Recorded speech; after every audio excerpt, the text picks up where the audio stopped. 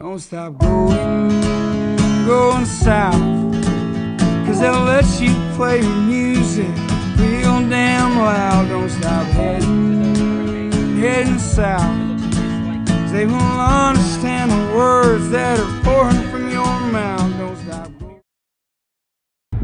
Today, we're going to talk about how do you encourage employee development and how do you build a culture of employee development. The three ways that we're going to discuss today that you can encourage employee development is by 1, deliberate feedback mechanisms, 2,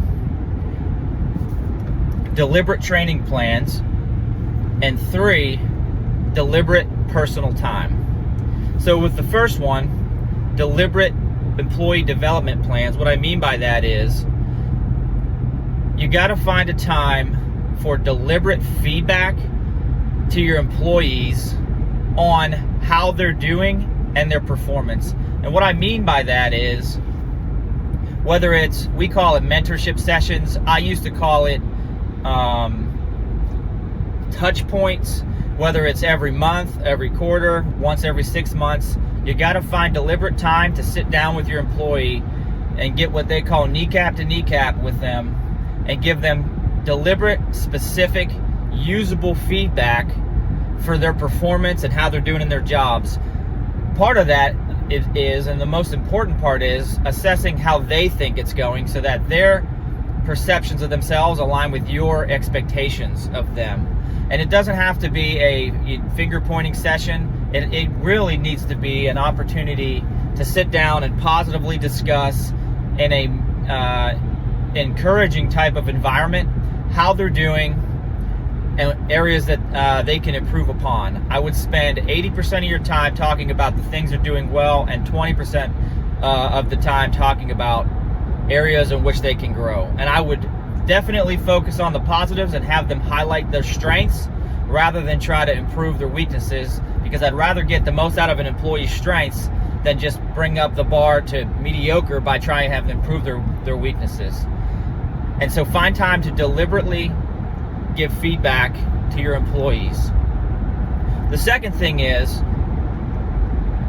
a good technique for encouraging employee development is to make sure you deliberately carve out time in both the schedule and money in the budget to send them to training. Find training that they want to go to that will benefit them and the company or the organization, and send them to that training. And if you're deliberate about sending them to training that it benefits both parties, then it's a mutually beneficial time spent. And so if there's several trainings that would be good for the company, send them to the employee and ask them, hey, which one of these would you most enjoy going to that will benefit you now and you think you would use in the future? That way, you are getting something out of the training they go into, and they're not dreading the time they spend on the road or away from family to do company training. The last thing that I would say is a bit of a curveball in this endeavor is employee time off or employee growth time. What I mean by that is, as part of employee development, one of the most important aspects is to have employees realize that their life shouldn't revolve around the office.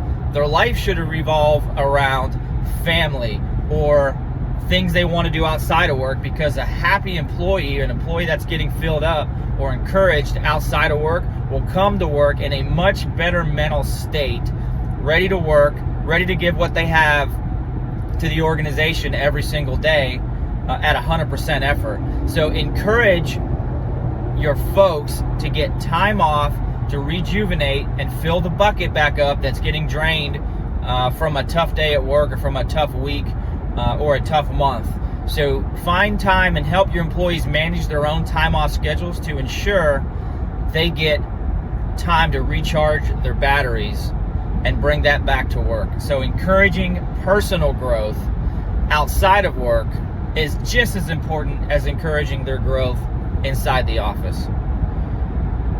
So to recap, the 3 things that I would recommend that we do to encourage employee development is deliberate feedback time, deliberate training that they want to go to, making sure we schedule time and resources to do it, and encouraging and helping employees to manage their personal time off schedule to ensure that they are maximizing the filling of their bucket or the recharging of their batteries when they're not at work.